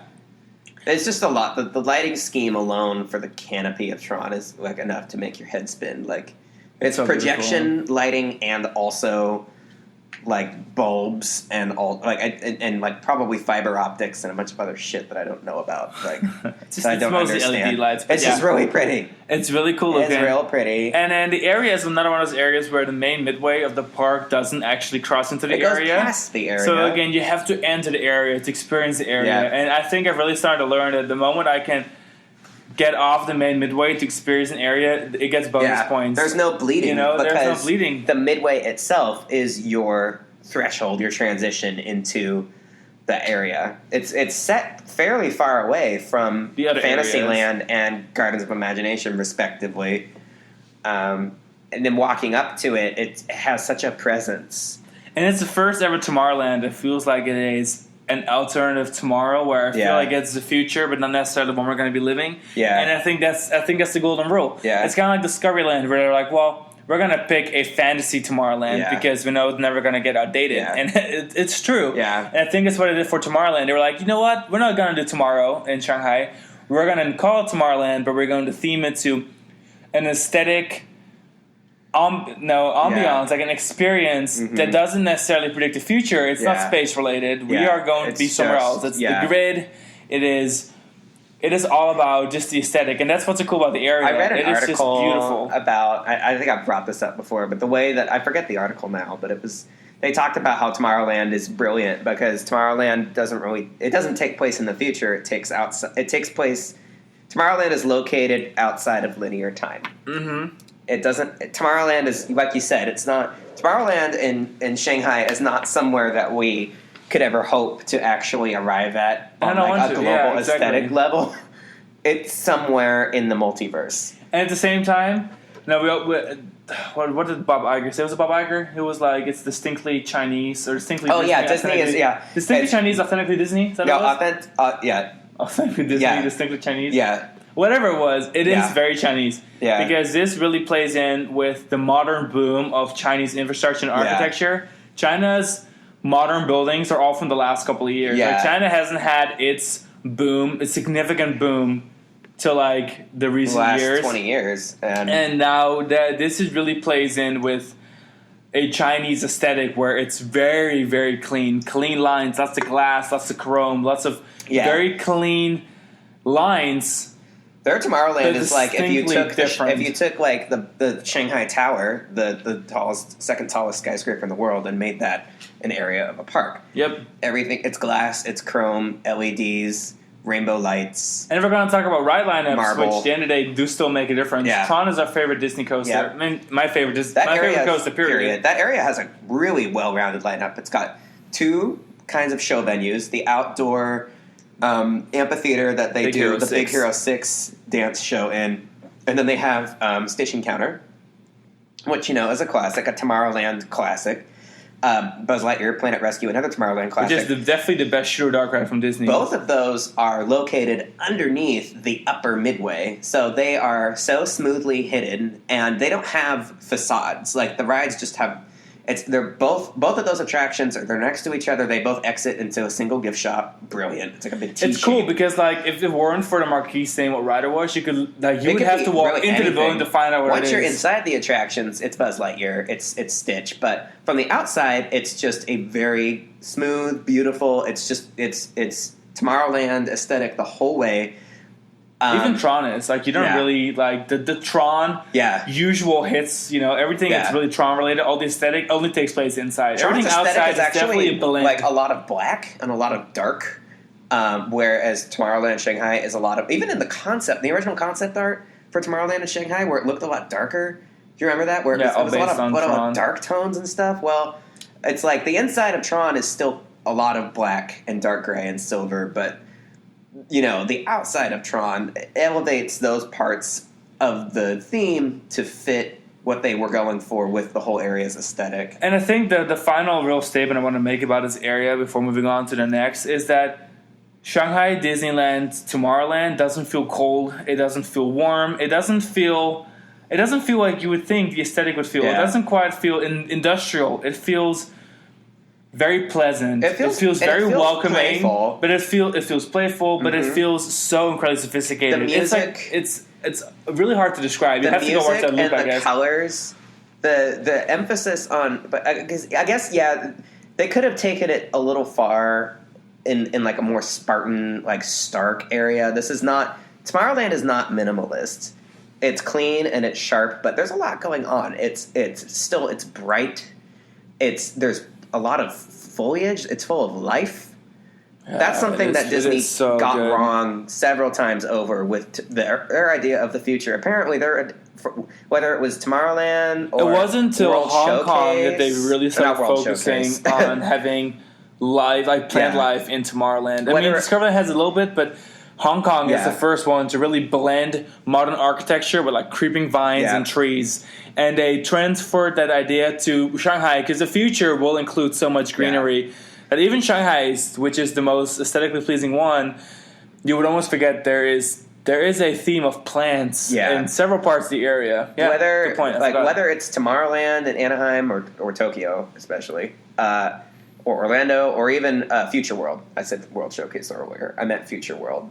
But this idea of like the future is very Spartan and bare, and everything is composite and everything is industrial, whereas it's not. The future is green. The future is oxygen and carbon It's dioxide. actually funny because when you think of the area, you kind of forget all the greenery, and you just completely open my mind again to where we were there, or several times. Remember that area with the trees, the tree canopy? The tree canopy, you can sit underneath it like on all the modern benches or the little seats. There's a popcorn shop that's wrapped around the rainbow light up staircase, and then you go and you get your popcorn. It's like a and little you terrace sit with like trees. in the little tables that look like light cycles. Remember? Oh, they yeah, look like yeah. the little black tire seats, and it's under a canopy that's 100% alive. Well, and it's all approaching trees. Tomorrowland, or from the hub, or from Gardens of Imagination, you go through several circular gardens to get there, which is very aesthetically pleasing. Yeah. Different levels, like different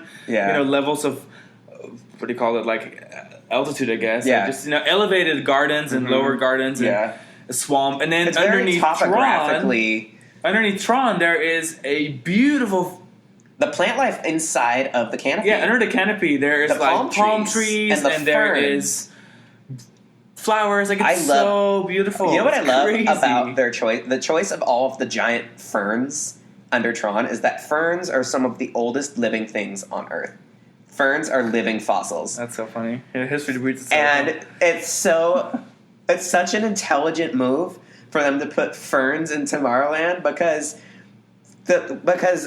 time has already proven to us that ferns will never probably and don't go forget, away. the shapes of Tomorrowland, Shanghai, however modern they look, are inspired by nature. It's like leaves, it's folding, it's waves. Not a single pathway is actually straight. Yeah. It's all curves and like It's flowing very rivers fluid. of marble. It's fluid. Damn. Even the hexagons. I consider hexagons to be a naturally occurring shape more than an industrial or manufactured shape. I think of honeycombs and the eyeballs of a hornet. Yeah, it does more than just represent the Tron franchise so well.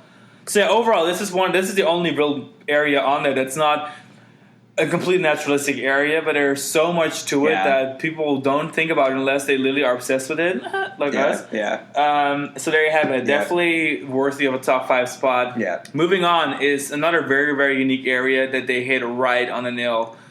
It's Carsland, California, guys. Adventure. California is The bread and butter Best of themed area. the California operation, I think. I mean, the irony is they built they built Galaxy's Edge in Anaheim. They're like, this is our new best themed area on the resort, and the Carsland people were like, no. Actually, that's cute. yeah, it's no. Carsland is on it. We talked about it a little bit before about how Carsland would be pitch perfect for the second gate in Shanghai Disney because it is Shanghai Disney level execution.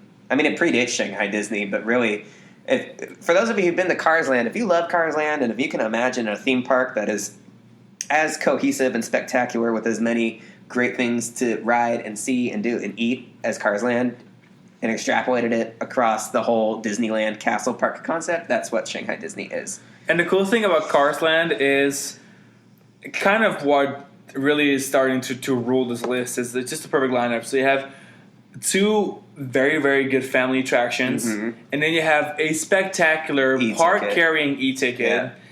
And then you combine all that with good dining options, good snack options. I mean, give me that dill popcorn. Yeah. any Oh my day God, the from popcorn. cones. Yeah, from the cone stand. Very intricate details. Vegan shepherd's pie from Flo's. Exactly. Never forget. It plays on that like old Americana, like West Coast road trip kind of idea. Obviously, they did such a good job. It feels so California, even though it's not technically all California. I made him watch Cars fairly recently, Cars, but not the last ones.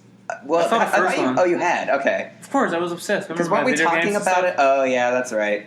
Well, didn't you have this like realization rewatching it after having been to Disneyland, where you were like, "Oh wow, like it really was." Well, that's because I hadn't watched it in years. But yeah, watching it again, you were like, "Wow, it really does look exactly like Cars Land." And we learned from watching the Imagineering story that they already wanted to do that area as Carland, and then when the Cars franchise came out, it was like the perfect melding.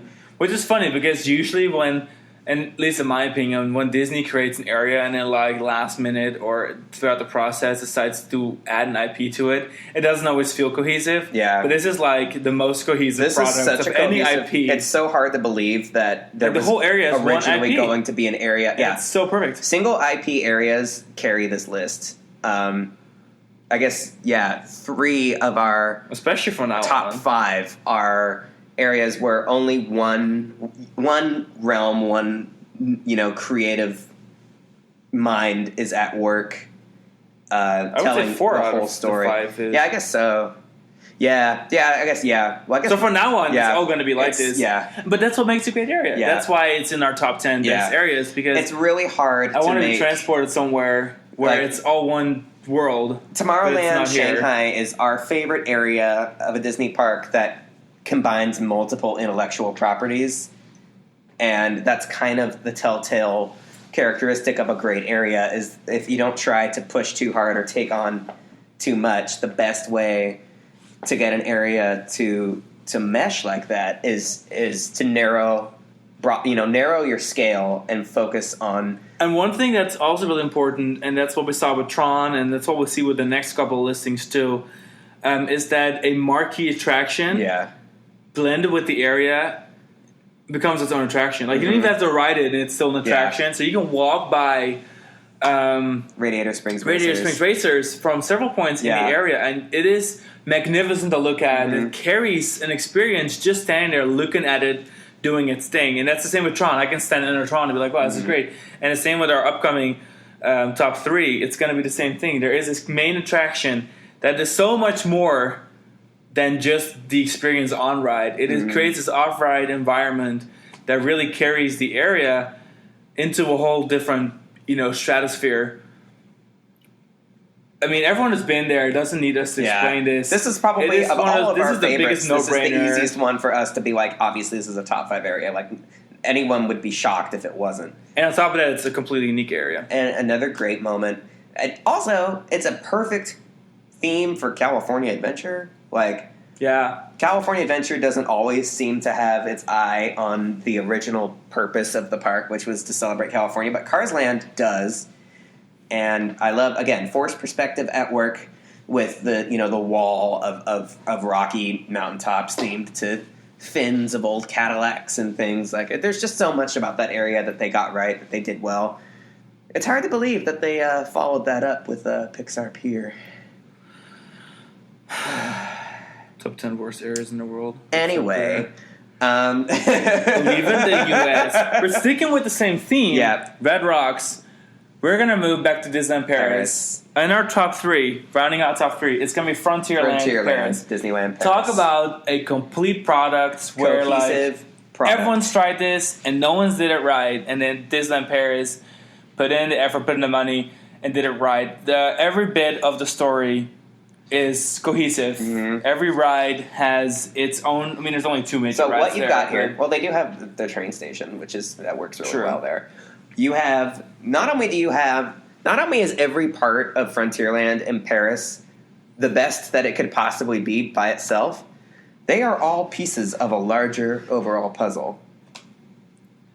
And they have a single story. So they take the best of their respective versions. So the best Big Thunder Mountain, the best Haunted Mansion, and they put them together. And they take place in the same canon. So the cool thing is that, God, where do we even start with this area? I guess I'm just going to start with where you walk in. So you walk into a fort. Mm-hmm. This fort is a walkthrough.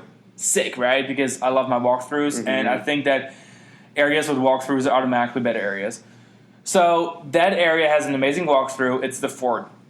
Now you go through that fort, and it is Frontierland, but like Frontierland from your dreams. So you have Rivers of America, but instead of the middle being a walkthrough Tom Sawyer Island, the middle is Big Thunder Mountain. So Big Thunder Mountain is the marquee attraction. It is a spectacular version where the station is on one side of the river, and then, in case if you didn't know yet, you literally take a big tunnel under the river into the ride. And then the finale of the ride is not a big effing tunnel mm-hmm. where you go really fast. It is spectacular.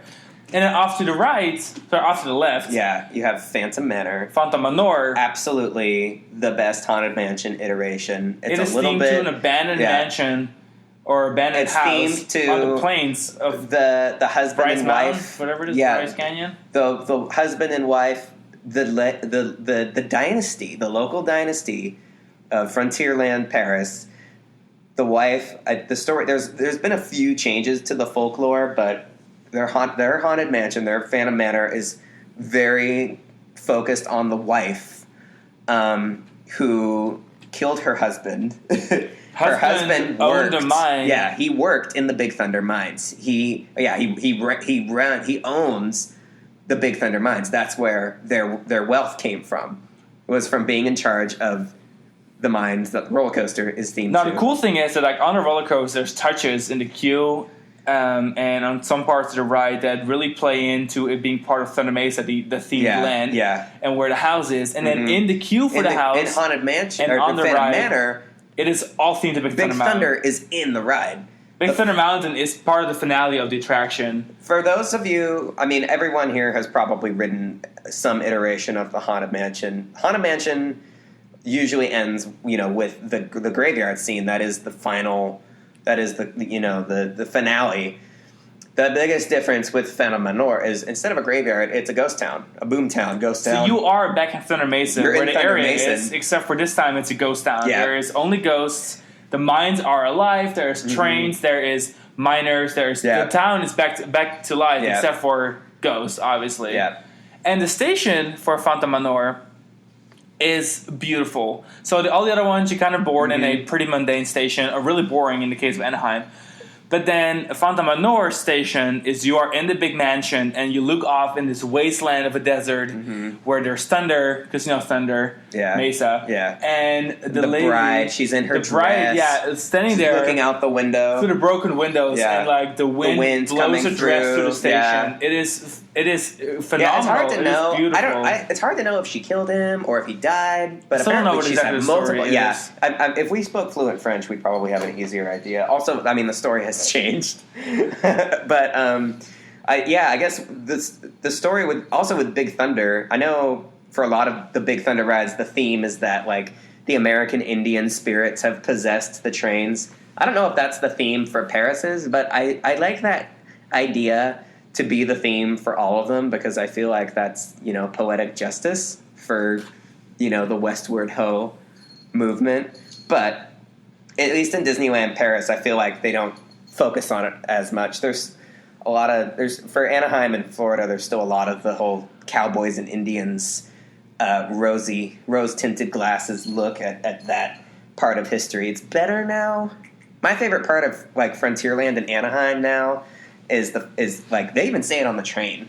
Maybe that's something they added different, but when they reopened the train in Anaheim, and you get that scene of the Native American shaman on the horse, and then the train talks about how the Native American spirits have possessed the mine trains, and that is the premise behind Big Thunder Mountain. So.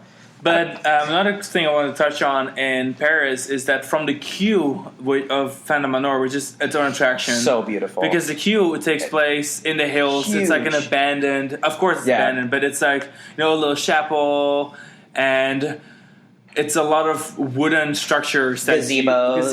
And which are great for the rain to get there in the cold weather. Because we stood there rolling when the storm rolled through. That was cool. It was scary. It was cool. Like, we got some cool pictures like the online. Spirits, man. But then you look over, and you look over the entire area. You look over the mine. It's like the house was built to be looking over the mine. The way that it's set up is so incredible because it is amazing. It's a 2-story attraction just like Anaheim's, except instead of Anaheim's taking you below the ground surface, Paris, you walk up to that 2nd story. The house is on a hill. The whole ride is underneath the hill, but you go up physically to and then where exit the elevator is that takes you down, and then you exit by the geysers out of the basement, and then there's more cemetery. There's the geysers.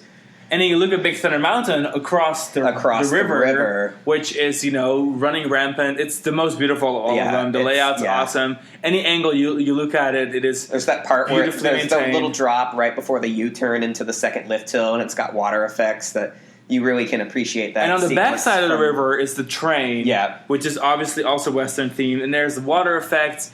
It is naturally. Got a good show venue we didn't go over to that side. Oh yeah, the last time we visited, because the train was closed, we didn't go to that part of. I've been there before, though. Yeah, and they've got some good restaurants there too. They've got.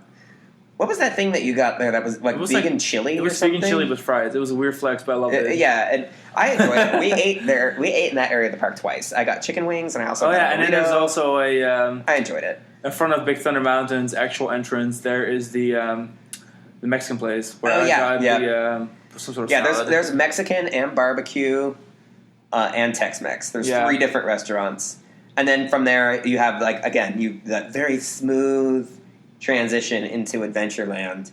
You can see Big Thunder from Adventureland, and yet somehow it doesn't feel like it's breaking theme. I think the coolest thing about Big Thunder isn't just that it's also across the water, which is obviously super cool, but it's the fact that you can stand in the queue and you walk over the ride because it comes back out of the mine shaft. Yeah. But also you're in the station and you're looking out over the water and you see the trains running in the distance. It is an amazing product. Great night ride. Amazing night ride. I mean, the area is gorgeous. Big Thunder Mountains are all cool, but this one goes effing fast. I am so amazed because the finale is you're going really fast, and then you dive in a tunnel, and you keep going faster, and all of a sudden there's a drop, and you're like, why the hell is there still a drop? Fast. Yeah, and then it slows you down a little bit on the way up, just for stress reasons, stress fracture reasons. But it is a phenomenal attraction. The trains are green and brown. They're not as. It all looks a lot more naturalistic. It's not as. I love the blue lights in the evening. The lighting package for that ride is so fun and so neat, especially if you can catch it in the golden hour when the sun shines and lights up Phantom Manor orange, and then the lights for Big Thunder come on, and you get it's just a beautiful color palette. The whole area is just stunning. It's the only Frontierland where they really got it right. So that's definitely one of the reasons it's in the top 3. That area is better and more beautiful than the old Frontier deserves. And again, best Big Thunder by significant margin, and best Haunted Mansion. And everything ties together so great. So this is really what we've always wanted from Frontierland.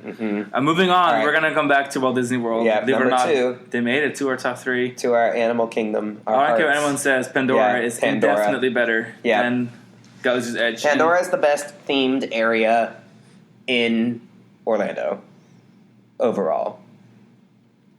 The jury is still out. I love Diagon Alley, though. Diagon Alley is cool. I mean, Diagon Alley and Pandora are both 2 of the few areas in the entire world that have zero sideline issues. Completely no sideline issues. But so our thing with Pandora is the size of it. One thing, and for me, it's the natural components. There's so much water. There's so much plant life. There's real plant life and also extraterrestrial plant life. And it's amazing at night. Absolutely stunning. Everything glows at night.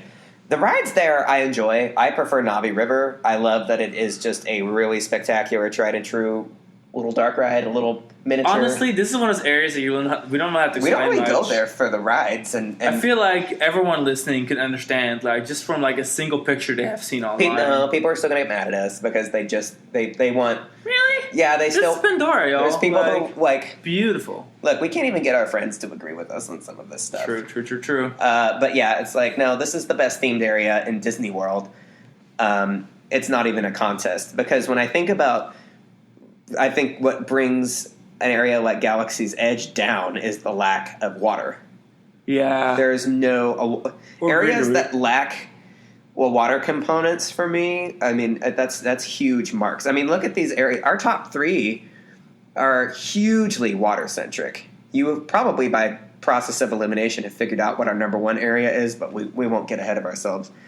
But yeah, water is key, man, for me. Because without it, areas feel quieter than they should, and they feel dry. Well, we're going to go back to the basic lineup of like important things for a great area. It includes good attractions and good food. Well, I think they have awesome quick service there. Yeah, their Sasoli canteen is amazing. Fabulous. Best really case good scenario. Food. Like definitely for Walt Disney World, best case. Yeah, like Walt Disney World's food is not the best when it comes to quick service. It's usually the least good of all of the resorts when it comes to food. Quick service, anyways. Yeah, yeah. Paris is probably the worst. Period, but. True. Paris does food-wise. Darth Vader waffles. Yes. But yeah, so food is amazing, and then they have a little stand where they have cocktails and special drinks. Yeah, and boba the slushies with boba and lumpias and stuff. That's really good. And then they have two super solid attractions. Yeah. If we're gonna talk about like Galaxy's Edge having Rise of Resistance and like way down the list, they have Smuggler. At least Na'vi and Flight of Passage are playing on the same really playing strong. field. Yeah. The queue for, unlike Galaxy's Edge, which has no good queues, the queue for Flight of Passage is really cool. The queue for Flight of Passage, for me, is the reason to do the ride. For me, I like the ride. You just like venture through I enjoy the ride, floating rocks. But like, for me, really cool.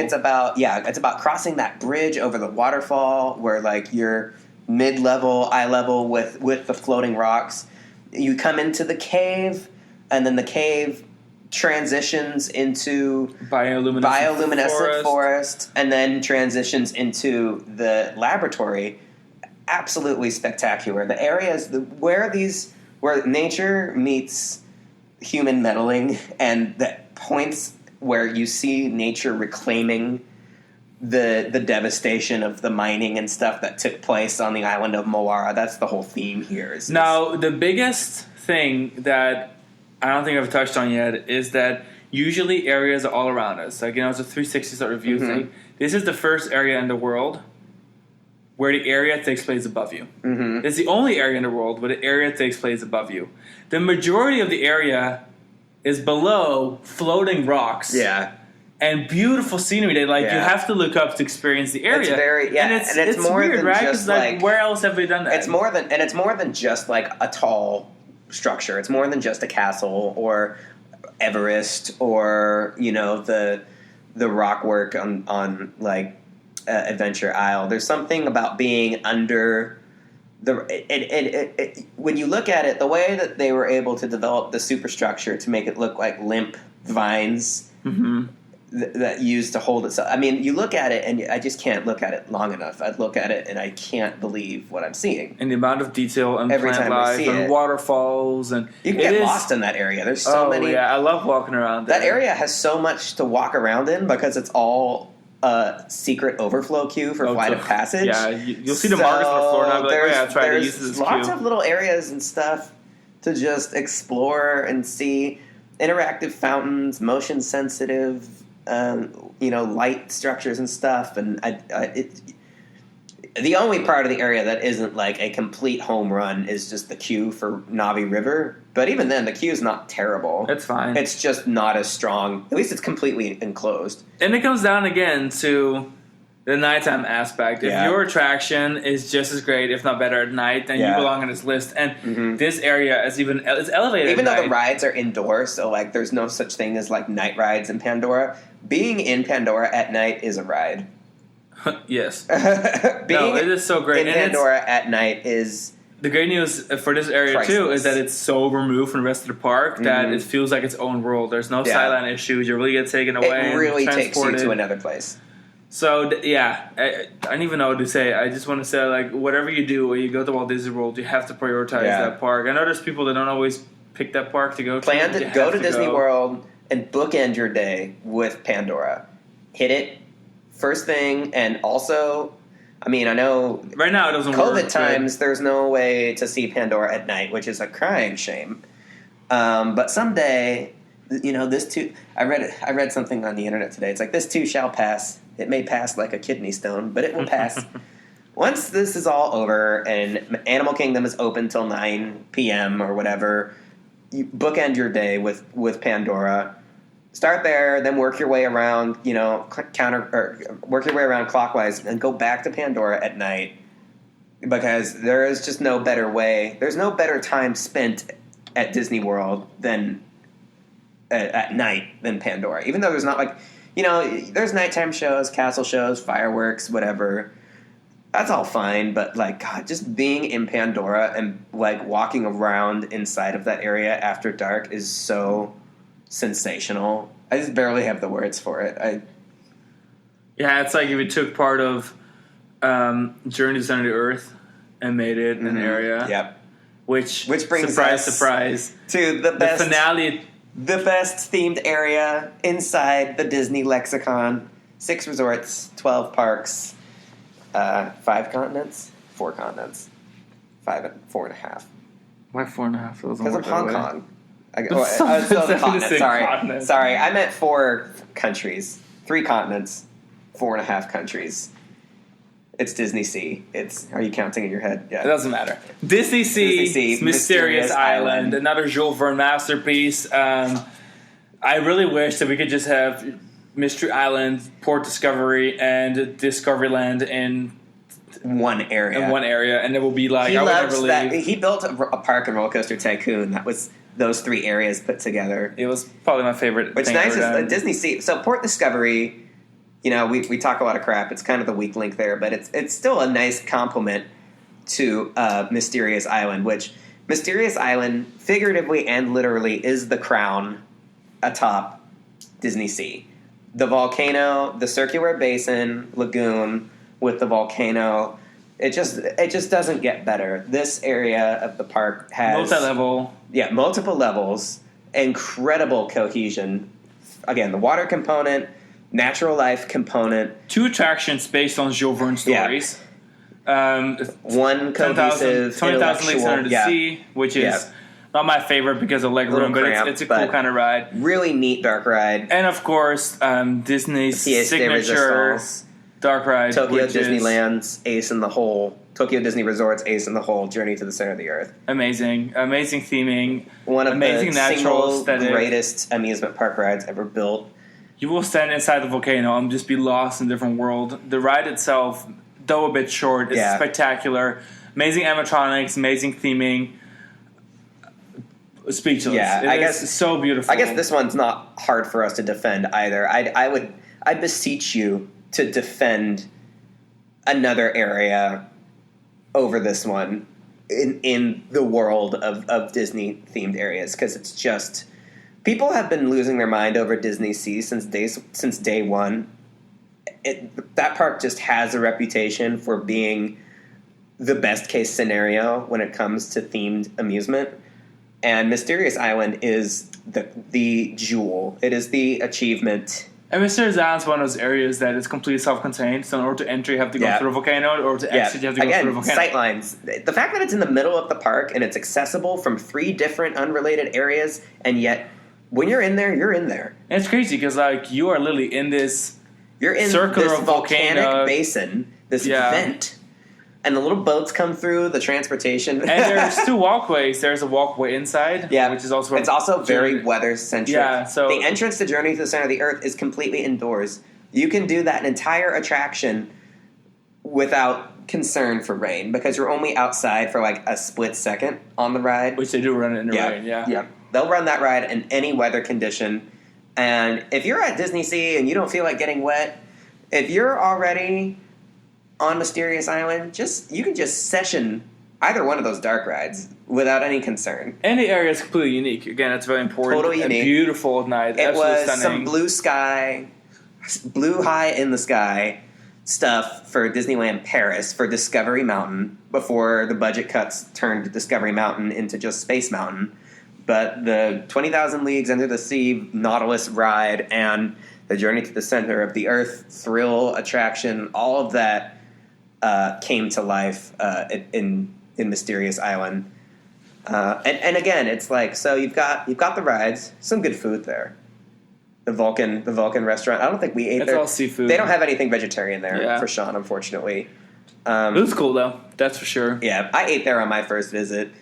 I got a seafood noodle thing. Yeah, that's really our biggest complaint about. if there's one complaint that we have about parks, it's like whether or not we can find vegan and vegetarian food. I know, first world especially problems. in Asia, but that's okay. But we're only it. a hop, skip, and a jump from Arabian Coast when we're in Mysterious Island.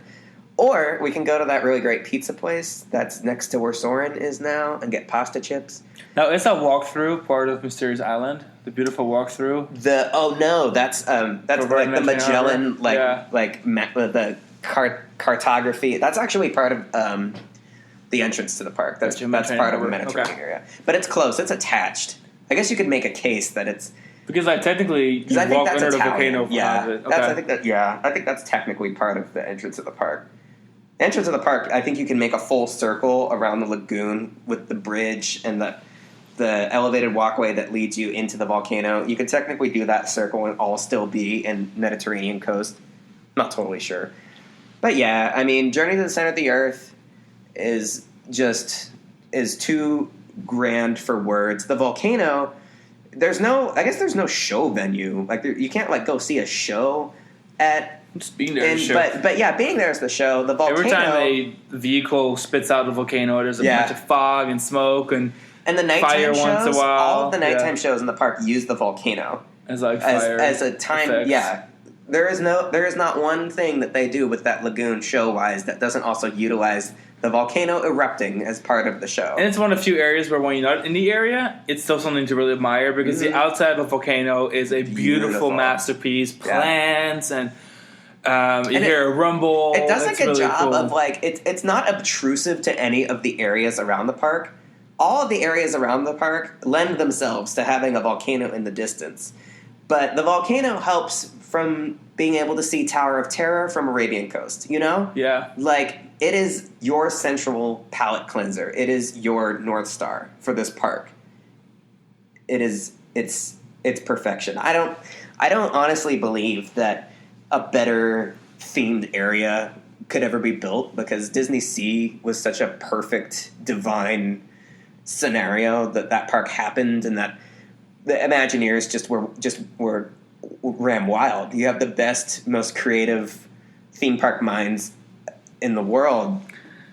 Given that happens when you have a lot of money because the Oriental Land Company is as much as we are obsessed with Shanghai Disney, there's not one part of Shanghai Disney that stands out. It is as radiant, spectacular, elegant, even as Mysterious Island. And that's that. That's that. So everyone check out our article that will be online this weekend. We're going to write an article that's slightly less flamboyant than this almost 2-hour podcast. But thank you for listening to the detailed version of the story. Yeah. We'll be back with another Disney-themed episode soon. We'll have Sven in on that one. It's going to be themed to all Disney parks in the world. We're re-ranking them based on our more recent experiences. So that'll be some of our next stuff.